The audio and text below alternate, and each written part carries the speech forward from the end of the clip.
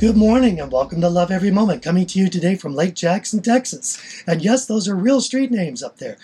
Today's verse is 1 John 4:19. We love because he first loved us.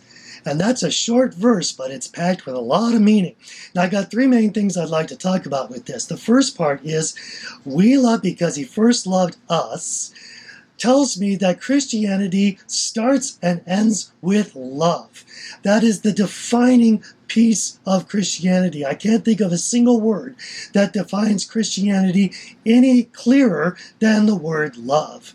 Secondly, we love because he first loved us, gives us a pattern that God initiates and man responds.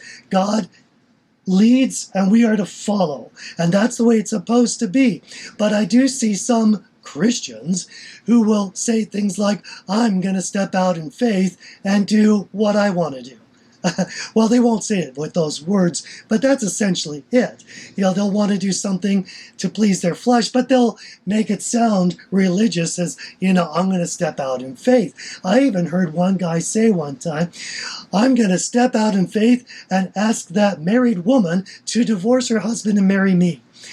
Okay, you know what? That's definitely not God's leading.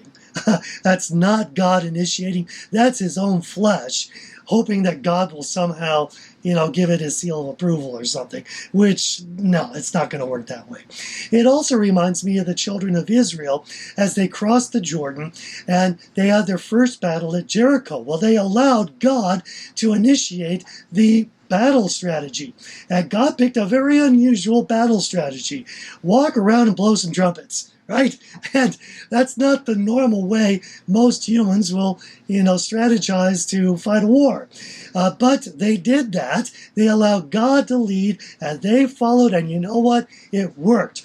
But then they got a little cocky, and so at their second battle of Ai, they thought, we don't need to ask God's initiation. We'll do this on our own. And it was a miserable failure. So let God initiate and follow his lead. It works much better that way, trust me. The last thing I wanted to talk about with today's verse is my own salvation and how this really ties in. I've mentioned it briefly a couple of times, but now I want to flesh it out a little bit more. So when I was 12, my parents got a divorce. My dad got custody of my sister and me.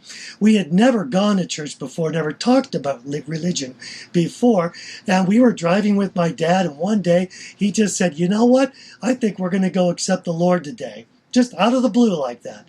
And my sister and I said, okay. We went along. We repeated a sinner's prayer. We didn't know what we were doing. So I don't know if I was really saved then. But I started attending church. And about a year and a half later, my church had a high school retreat.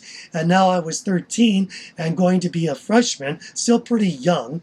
And I get to this retreat. And you know what? There's a bunch of teenagers there that loved me. And I was a very unlovable person. I was really self-absorbed. I was a social misfit. I picked my nose. I wasn't really a person people want to hang around. But these teenagers took interest in me, cared for me. I had girls that put their hand on my shoulder and said, let me pray for you. And I thought, wow, I'm being touched by a girl.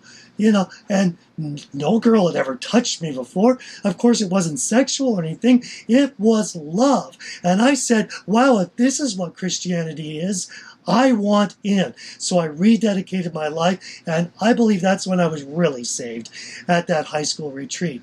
I didn't become a Christian because somebody scared me, from hell, or that somebody won an argument with me about, evolution or something. No arguing, no scaring. It was loving that brought me to Jesus. Okay? God loved me first. And how did he love me? Through his people, through a bunch of teenagers who loved him. Can you beat that?